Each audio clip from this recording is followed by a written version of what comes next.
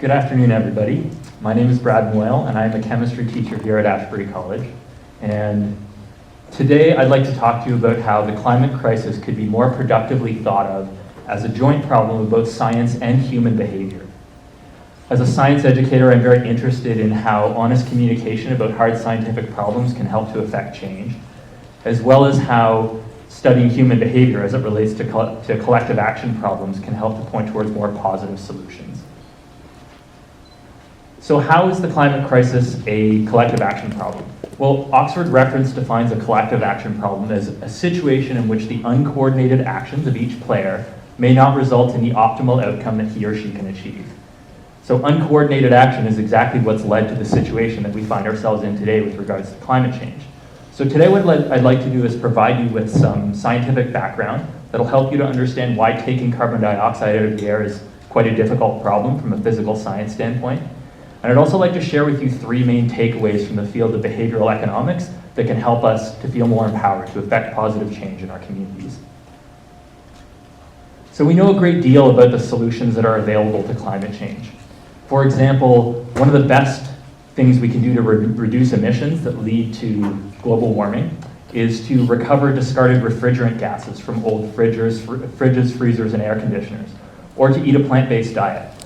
In fact, one of the best solutions that's available to climate change is to provide better educational opportunities for girls and women around the world and to improve access to safe, cheap, effective, and culturally appropriate birth control in developing countries. That's all great, but what do we do about the carbon that's already been emitted? How do we get that out of the atmosphere?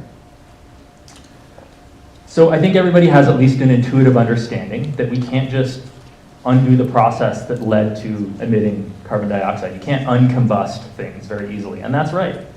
I put two chemical equations up on the screen there. The first one shows the chemical equation for the combustion of coal, which is solid carbon. And the second one shows the combustion of methane, CH4, which is a primary ingredient in natural gas. And you'll notice that they both produce carbon dioxide.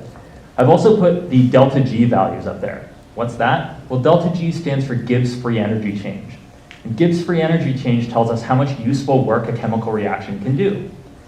And so reactions like these that have a large negative delta G value are really, really good at going in the forward direction. They usually release a lot of energy along the way, which these do. But they're also really, really terrible at going backwards.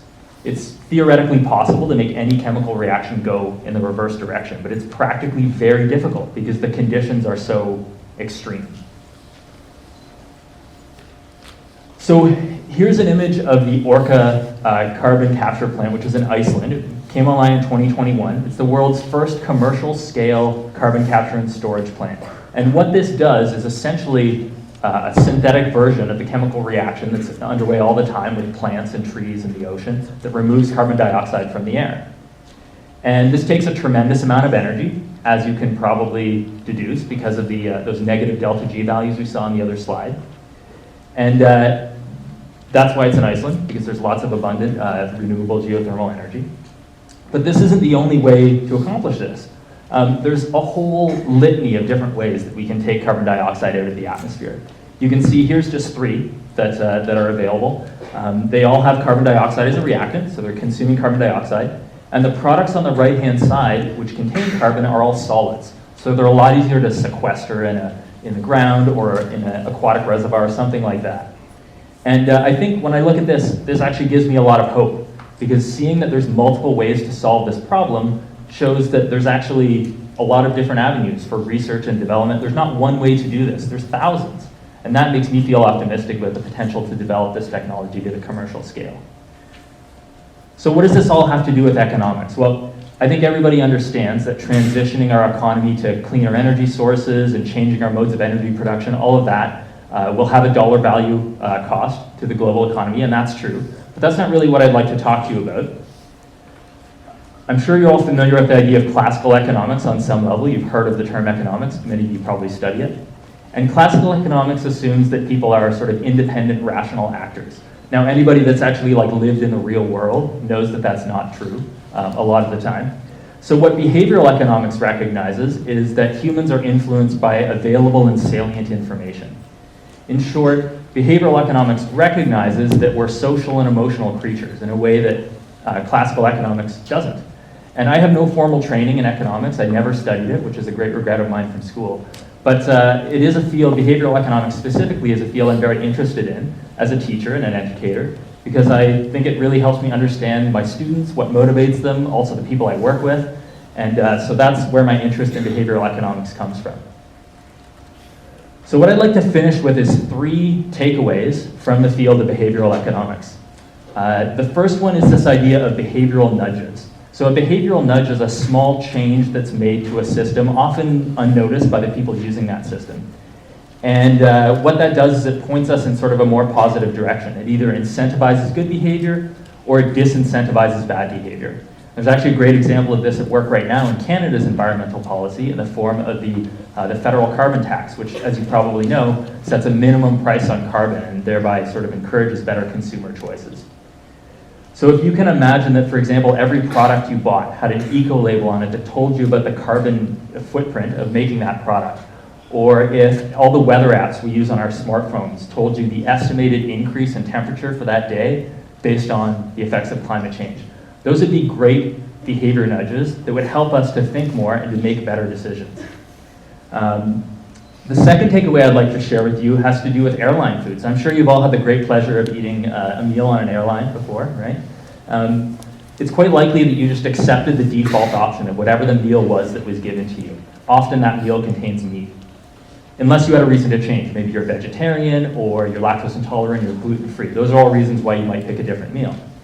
And so studies show that people often just go with the default unless they have a strong reason not to.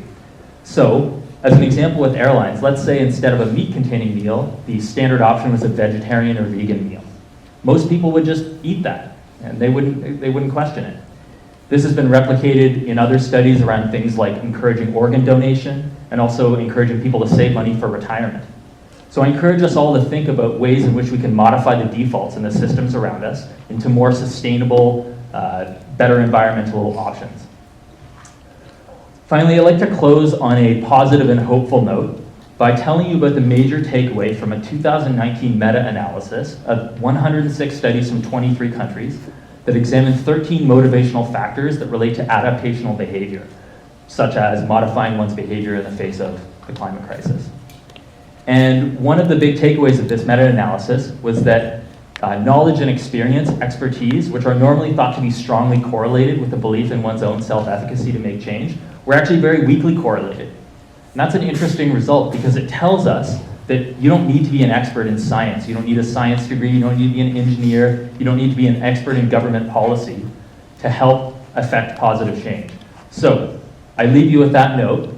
Take this into your own lives and think about ways that you can help yourself and help others believe that you don't need to be an expert. You don't need to be a scientist or a Nobel Prize winning chemist or anything like that to make positive change and push things in the right direction.